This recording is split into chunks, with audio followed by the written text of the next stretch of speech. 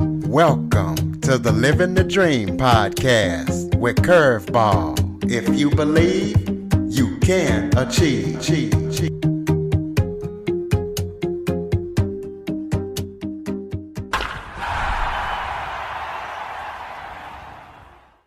Hello and welcome to another episode of Living the Dream with Curveball, a show where I interview guests that teach, motivate, and inspire. Today, we're going to be talking about leadership and development, as I am joined by author and executive and HR leader, William Schirmer. William has 22 years of experience in the field. He has worked nationally as well as internationally in the United States and Europe, and he has been responsible for developing numerous leadership development and talent management programs. So we're going to be talking to him about his experience and as well as about his books. William, thank you so much for joining me today. I appreciate it. I'm really happy to have the opportunity to be here. Well, why don't you start off by telling everybody a little bit about yourself? Yeah, certainly. Well, as you mentioned, I've been in HR for just about 23 years. I won't say I fell into HR, but that's partially true. I was working in the retail world many, many years ago and really enjoyed all of the people sides of leading. You know, how do you find good talent? How do you nurture that talent and train people in properly so they're productive? How do you make sure your people are really engaged and that you retain them? And so an opportunity came to work through a consultancy in the UK where I was living and working. And that was just about 23 years ago. And so since, I've been working in various companies, both in the US and also in Europe, mostly in corporate HR. And leadership became a passion over time. And of course, because leaders have such an impact on organizations, on their productivity and success, how we develop our people proactively to lead effectively has been a long-standing passion. And so that's really been my career.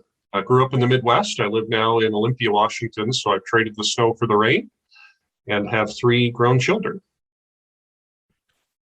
Well, let's talk about leadership. What is the relationship for character to a good leader? Basically, having good character and being a great leader. Yeah, there's really no perfect character recipe. But what I would tell you is that, and as a part of my book, The Leadership Core, I do assert that there's a few characteristics that work for most leaders most of the time, and that having this basic group of characteristics often helps. And so we discuss things like integrity, for example.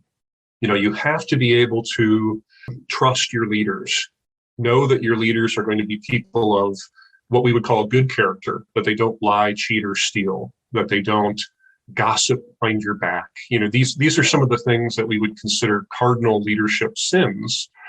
And so I think every good life, as well as every leadership career, is built on integrity.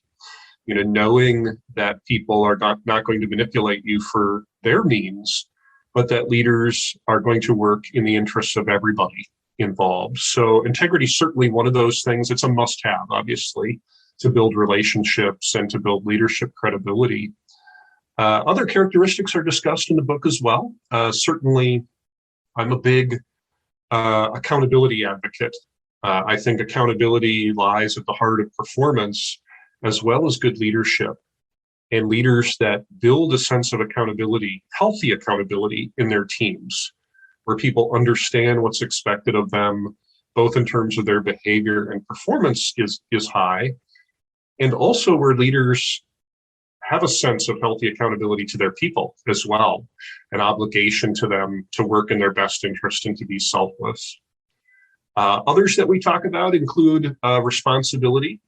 We talk about humility as well, which I think is a big one, and where often a lot of leaders get tripped up as well, because as we grow in our careers and we begin to become the go-to person, we begin to think of ourselves as the very smart one, the one who feels superior to other people. And that's a problem often for leaders, because leaders have to remember that they don't sit above people.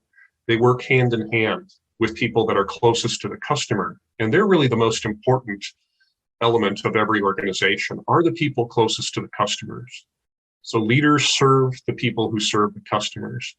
I think humility is a big one, and compassion's a big one. We talk about compassion along the way too. The fact that leaders have to lead with both their heart and their head, and that we can't expect people to leave their feelings at the door when they come to work.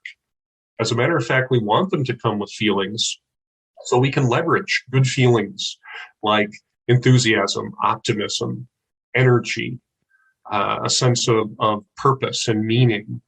All of these things we want to harness as leaders in order to motivate our people to do well. So I talk in the book about those characteristics, and I think for most leaders, most of the time, they can be good things. Well, let's talk about some tips that leaders can use to motivate their teams and keep them motivated. Yeah, I think this subject of motivation is a really interesting one. And if I ask new leaders or people who aspire to be leaders, how would you motivate your team? Oftentimes I get answers that have to do with things that they would give their team. Well, I would have or Friday lunches. I would give away bonuses and run contests. And these are all what we would call external motivators, right? These are things that aren't unique. Any company can give these away, including your competition down the road. So we have to remember as leaders that we can't over-rely on these things, right? Money is the ultimate commodity. Everybody's got it. You can go down the road and get money if you want some. And so those leaders that are insightful understand how to use internal motivators. And these are things like purpose, meaning, people having meaning to their work and significance, for example. And so leveraging those is going to be much more sustainable for leaders. And that requires leaders to get to know their people. And so certainly one of my suggestions is you've got to get to know your people well and what motivates each of them, because it's going to be different. It's not a one-size-fits-all approach.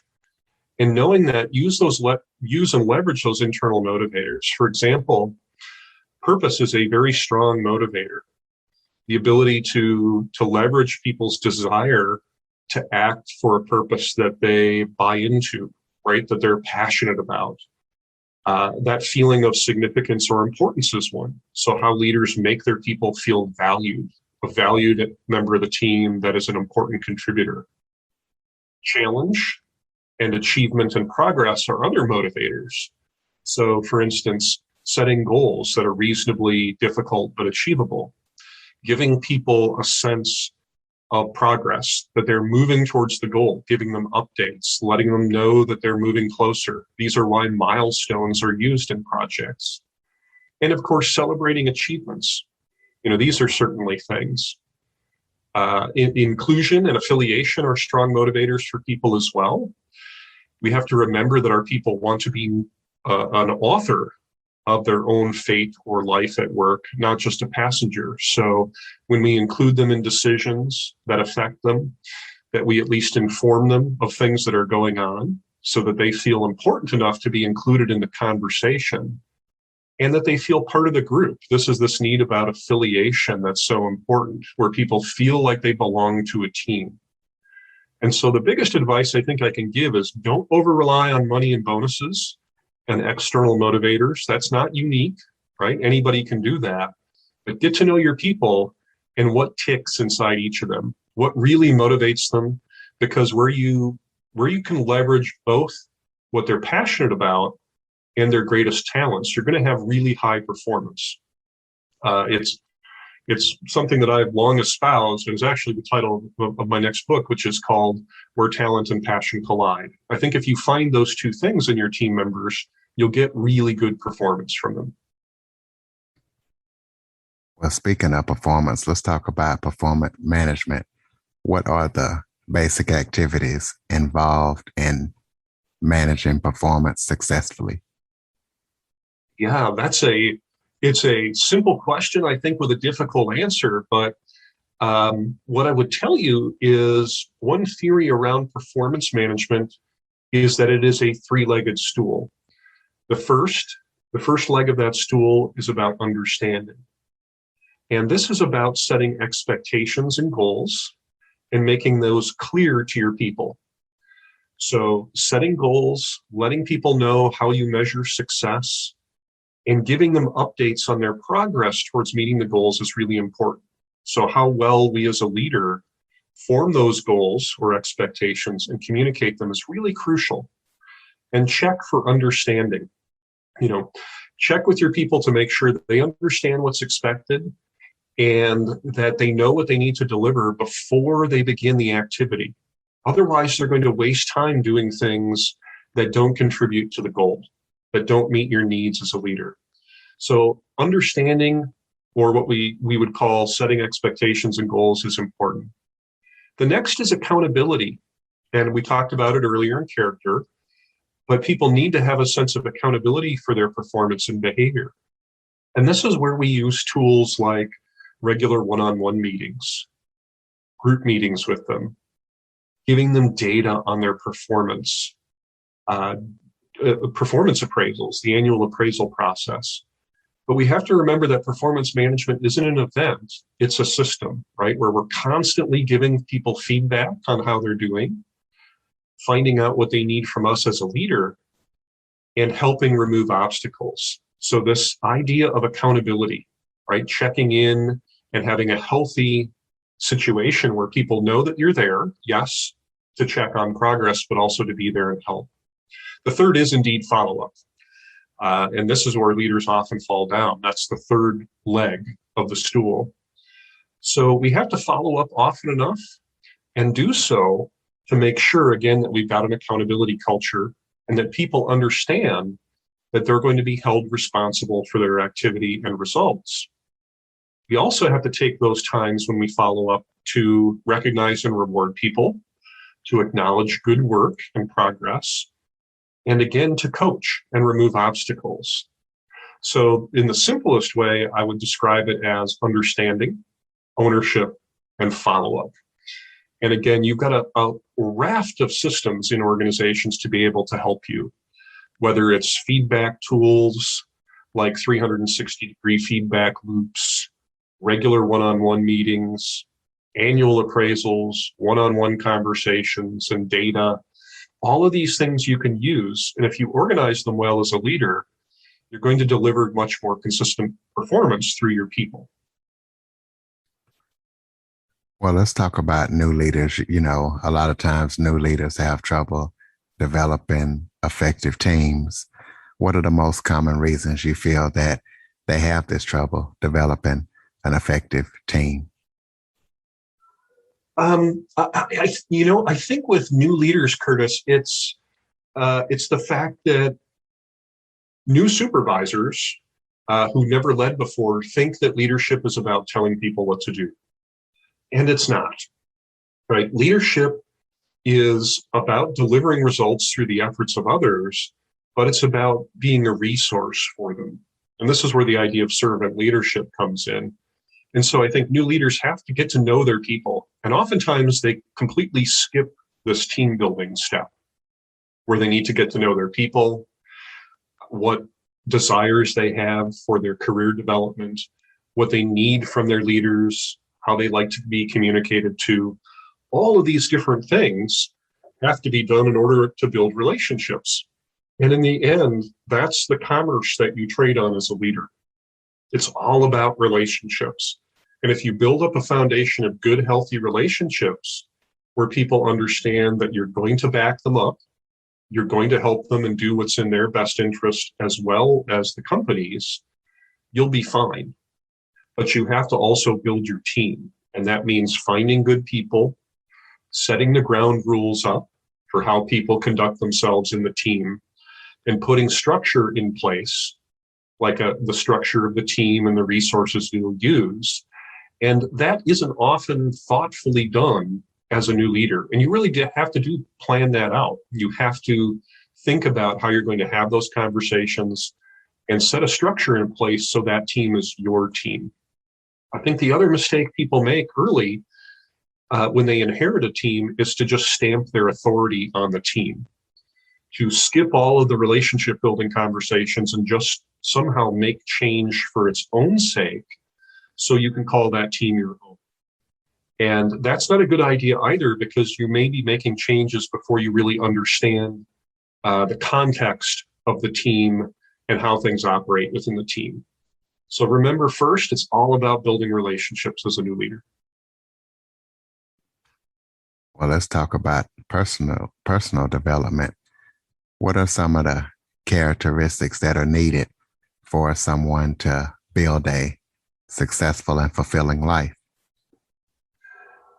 Well, I think in that, again, right, it's an easy question with, I think, a very difficult answer.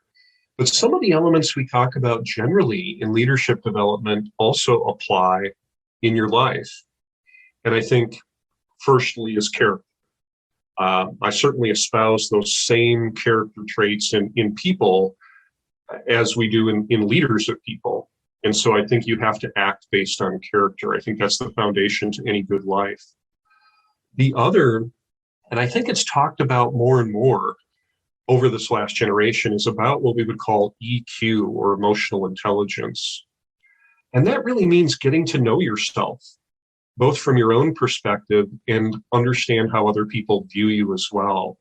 And we talk about this pretty extensively in the second book that I have that's coming out early next year, called Fulfilled, How to Find Joy and Prosperity in Life.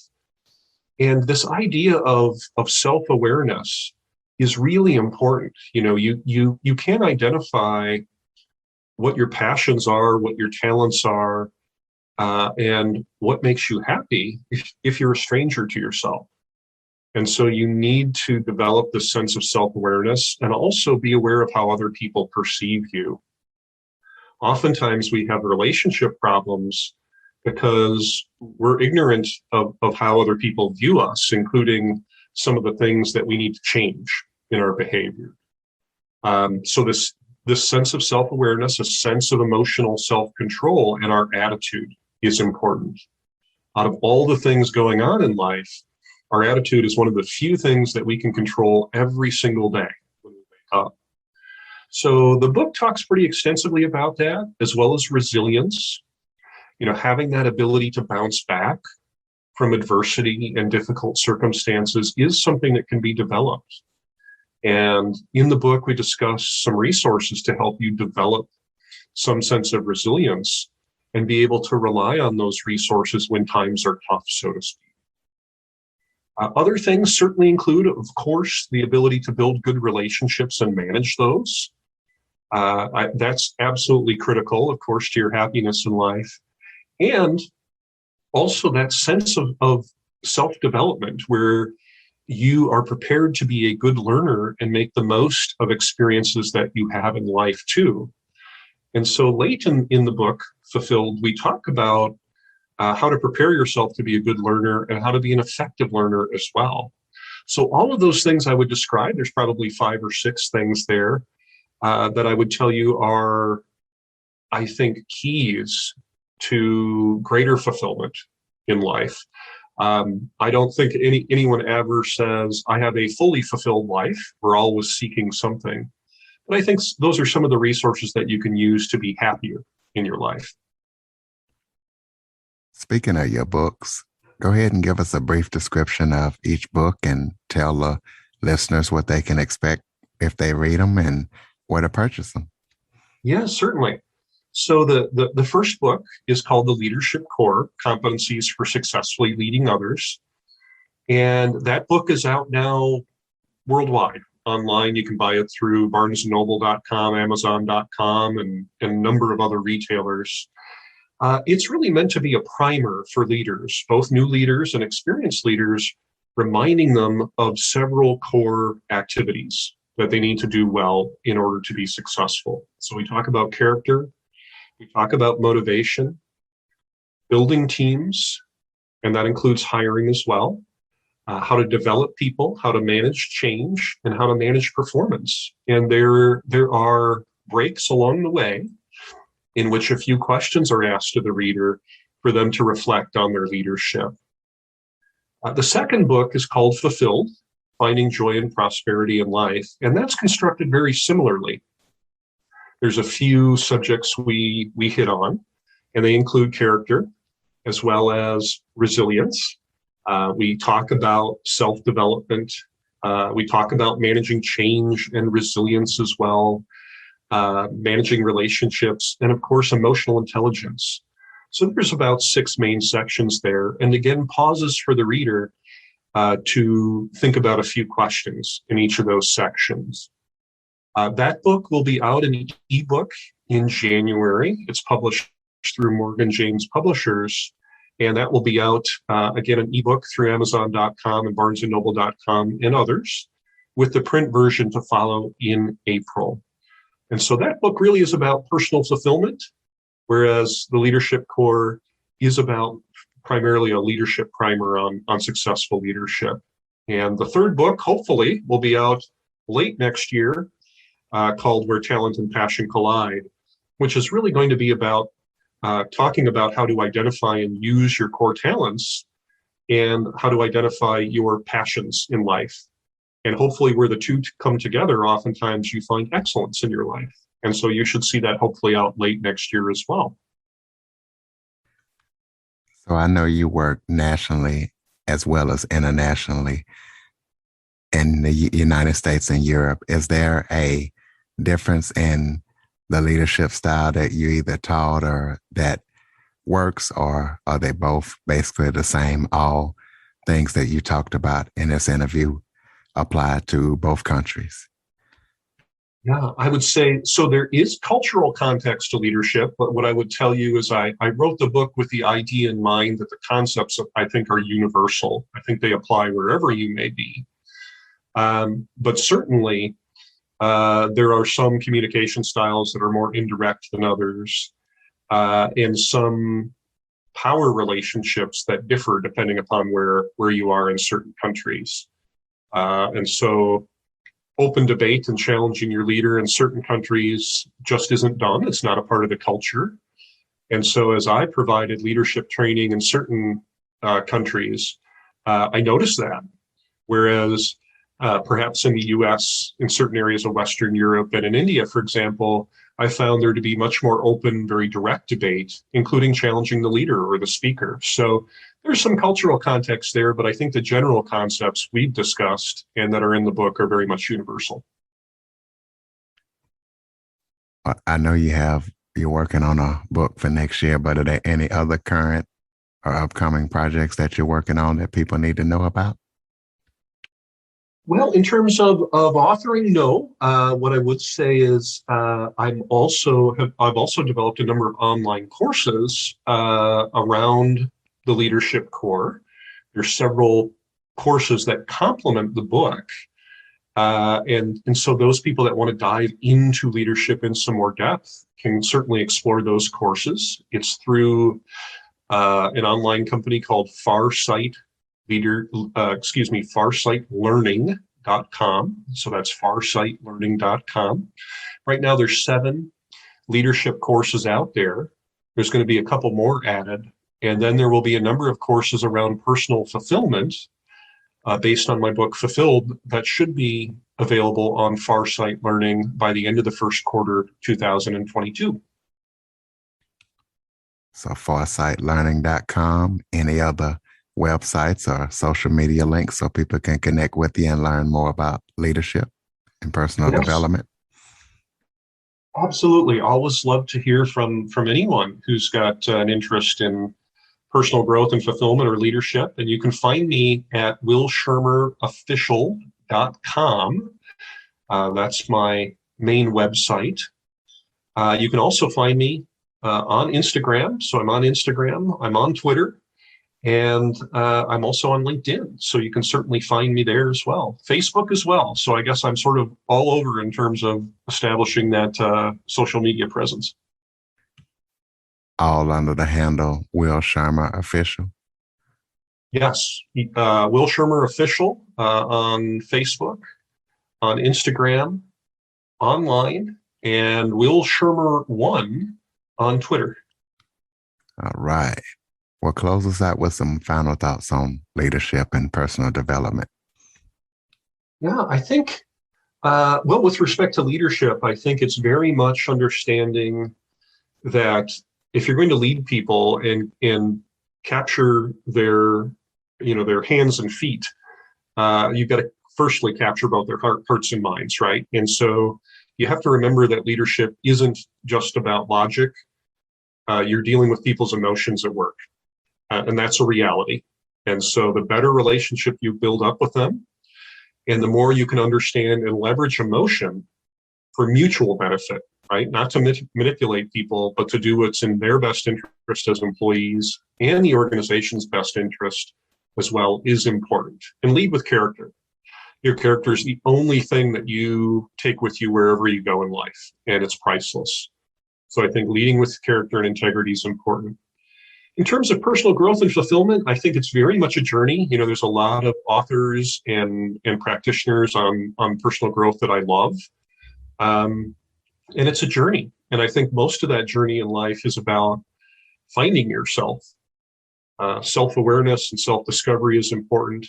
And I really would encourage people to delve into this idea of greater emotional intelligence and building resilience as a path to happiness. Understanding that our happiness often doesn't depend on what happens to us, but based on how we react to it. And really, there's where emotional intelligence and resilience come in. So, yes, hopefully people will find that advice useful. And whether you are interested in personal growth or leadership, very happy to keep in contact with anyone. Ladies and gentlemen, Will Schirmer, Leadership and Personal Development. Please be sure to follow, rate, review, share this episode to as many people as possible who are interested in leadership and personal development. And Android listeners, go to the Google Play Store and download the Living the Dream with Curveball podcast app. William Schirmer, thank you so much for joining me today.